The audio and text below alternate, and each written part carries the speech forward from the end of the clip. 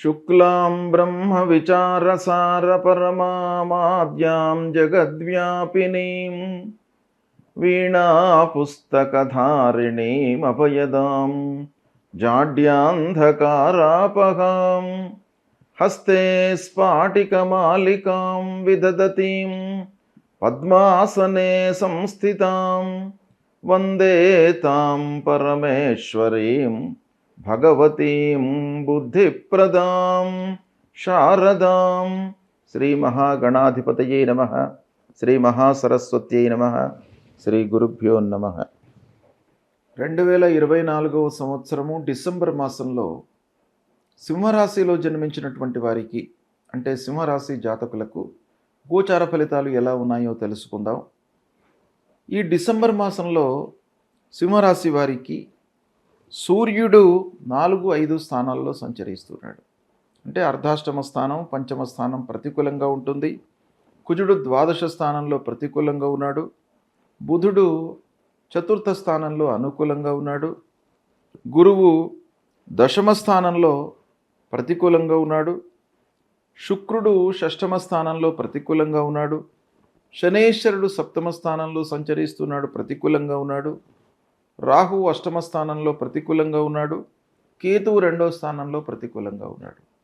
ఈ విధంగా చూసినట్టయితే సింహరాశి జాతకులకు ఈ డిసెంబర్ మాసంలో అన్ని గ్రహాలు, బుధుడు మినహాయించి అన్ని గ్రహాలు కూడాను ప్రతికూలంగానే ఉన్నాయి. కాబట్టి గ్రహస్థితి మూలకంగా ప్రతికూల ఫలితాలే ఎక్కువగా కనబడుతున్నాయి. కనుక వ్యాపారస్తులకు మట్టుకు కొంత అనుకూలంగా ఉంటుంది. వ్యాపారం చేస్తున్నటువంటి వాళ్ళకి పెద్ద లెవెల్లో ఆశించినటువంటి ఫలితాలు లేకపోయినప్పటికీ వ్యాపారము, క్రయ విక్రయము కొనసాగుతుంది, సంతృప్తిగానే ఉంటుంది. అది ఒక ఊరటను కలిగించేటువంటి అంశం. ఇక ఉద్యోగస్తులకు ఆఫీసులో ప్రశాంతత లేకపోవడము, అనవసరమైనటువంటి గొడవలు, తోటి ఉద్యోగులతో, పై అధికారులతో మనస్పర్ధలు, చిన్నపాటి అనారోగ్య సమస్యలు కూడాను గోచరిస్తున్నాయి. కనుక జాగ్రత్తలు తీసుకోవాలి. ఇక ఉద్యోగస్తులకు స్థానచలనము ఉంటుంది. ఉన్నటువంటి ఆ స్థితి నుంచి తప్పించి వేరే పని అప్పజెప్పేటువంటి అవకాశాలు ఉన్నాయి. కనుక కొంత జాగ్రత్తగానే ఉండాలి ఉద్యోగస్తులు. ఇక వ్యవసాయదారులకు, పారిశ్రామికవేత్తలకు అనవసరమైనటువంటి ఖర్చులు గోచరిస్తున్నాయి. కాబట్టి వ్యవసాయదారులు అనవసరమైనటువంటి పెట్టుబడులలోకి వెళ్లకుండా వాళ్ళు ఏదైతే చేయాలని అనుకుంటున్నారో దానిపైననే మనస్సు నిలిపి చేయడం మంచిది. వ్యవసాయదారులు పక్కవారితో అనవసరమైనటువంటి కలహాలు, నైబర్స్తో ముఖ్యంగా ఇబ్బందులు ఎదురయ్యేటువంటి అవకాశాలు ఉన్నాయి. ఇక పారిశ్రామికవేత్తలకు తరచుగా మిషనరీస్ల మూలకంగా రిపేర్లు, ఖర్చులు ముందుకు వస్తాయి. అన్నదమ్ములు, బంధువులతో ఖర్చులు పెరుగుతాయి. భూమి, వాహనముల మూలకంగా తగాదాలు ముందుకు వస్తాయి. అనవసరమైనటువంటి రిపేర్లు ముందుకు వస్తాయి. తద్వారా ఊహించినటువంటి ఖర్చు, ముఖ్యమైనటువంటి పనులు చేయాలి అన్నప్పుడు మన చేతిలో డబ్బు లేనటువంటి స్థితి ఏర్పడుతుంది. తొందరపాటు నిర్ణయాలతో చాలా ఇబ్బందులను ఎదుర్కొంటారు. కనుక ఓపిక అనేటువంటిది ఈ మాసంలో సింహరాశి జాతకులకు చాలా అవసరము. చిన్ననాటి మిత్రులు, బంధువులు, స్నేహితుల రాకతో కూడాను ఖర్చులు పెరుగుతాయి. ఒక పక్కన కొంత సంతోషము ఉన్నప్పటికీ అనవసరమైనటువంటి ఖర్చుల మూలకంగా ఇబ్బందులు, ప్రారంభించినటువంటి పనులు ఆలస్యంగా ముందుకు సాగుతాయి. కొన్ని పనులు నిలిచిపోతాయి. మధ్యలో మనకు ఆగిపోవడం మూలకంగా ఆర్థిక బర్డెన్ పెరిగేటువంటి అవకాశాలు బాగా ఉన్నాయి. వృత్తిపరంగా సమస్యలు ముందుకు వస్తాయి. ఇక ఆదాయంలో హెచ్చుతగ్గులు కనబడుతున్నాయి. దాని మూలకంగా మనం ఏ పని కూడాను చేయలేనటువంటి స్థితి మనకు ఏర్పడుతుంది. మనకు డబ్బు అన్నిటికీ ప్రధానమైనటువంటిది కనుక ఆ రాబడి అనేటువంటిది హెచ్చుతగ్గులు, ఎంత వస్తుందో మనకు తెలియదు, ఎంత ఖర్చు అవుతుందో తెలియదు. అలాంటప్పుడు మనము పనులను సంతృప్తిగా చేయలేము. అలాంటి స్థితి ఏర్పడేటువంటి అవకాశాలు ఉన్నాయి. రావాల్సినటువంటి డబ్బు అందకపోవడం మూలకంగా ఇబ్బందులు, ఇంటి వాతావరణం కూడాను అసంతృప్తిగా ఉంటుంది. ఇక అనవసరమైనటువంటి చర్చల మూలకంగా మనస్తాపానికి గురవుతారు. వ్యాపారస్తులు ఇండివిజువల్గా వ్యాపారం చేసుకునేటువంటి వాళ్ళకి ఇబ్బంది లేదు, కానీ పార్ట్నర్షిప్లో వ్యాపారం చేస్తున్నటువంటి వాళ్ళకు మటుకు కొంత ఇబ్బందులు కనబడుతున్నాయి.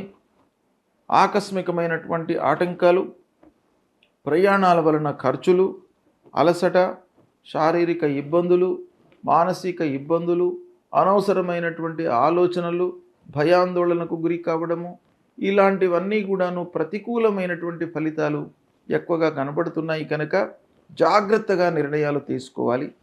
అయితే ఓవరాల్గా మనం చూసినట్టయితే ముఖ్యమైనటువంటి గ్రహాలతో పాటు సూర్యుడు, కుజుడు, శుక్రుడు, గురు, శని, రాహువు, కేతువు అన్ని గ్రహాలు కూడాను ప్రతికూలంగా ఉన్నాయి. కనుక సూర్యభగవానుడికి పరిహారం చేసుకోండి. సూర్యభగవానుడికి కేవలం నమస్కారం మూలకంగానే సూర్యుడు అనుగ్రహిస్తాడు మనకు. కనుక నమస్కార ప్రియో భానుహు అన్నారు. కేవలము మీరు 12 వారము సూర్యభగవానుడికి నమస్కారం చేసుకున్నట్టయితే మీకు ఆరోగ్య సమస్యలు దూరం అవుతాయి, మనకు మానసికమైనటువంటి ఇబ్బందులు లేకుండా ఉంటాయి. ఇక అనవసరమైనటువంటి కలహాలు, ఆందోళనలు, భయము ఇవన్నీ కూడాను దూరం కావడానికి సుబ్రహ్మణ్యేశ్వర స్వామిని ప్రతినిత్యం కూడాను కొలవండి. ధరణి గర్భసంభూతం విద్యుత్ కాంచన సన్నిభం కుమారం శక్తిహస్తంచ మంగళం ప్రణమామ్యహం అనేటువంటి ఈ మూల మంత్రాన్ని చదువుకోండి. ఇది చదువుకోవడం మూలకంగా మీకు ధైర్యం వస్తుంది. అనవసరమైనటువంటి విషయాలలో తల దూర్చకుండా ఉంటారు. లక్ష్మీ నరసింహస్వామి యొక్క కరుణా కటాక్షంతో మీకు పనులు ముందుకు జరుగుతాయి. ఇకపోతే గురు భగవానుడు దశమంలో ఉన్నాడు. ఆ గురువు యొక్క అనుకూలత కూడాను కావాలి. కాబట్టి గురు భగవానుడి కొరకై దేవానాంచ ఋషీణాంచ గురుం కాంచన సన్నిభం వందనీయం త్రిలోకానాం తం నమామి బృహస్పతి అనేటువంటి మూల మంత్రాన్ని చదువుకోండి. ఆ గురు భగవానుడి యొక్క అనుగ్రహం లభిస్తుంది.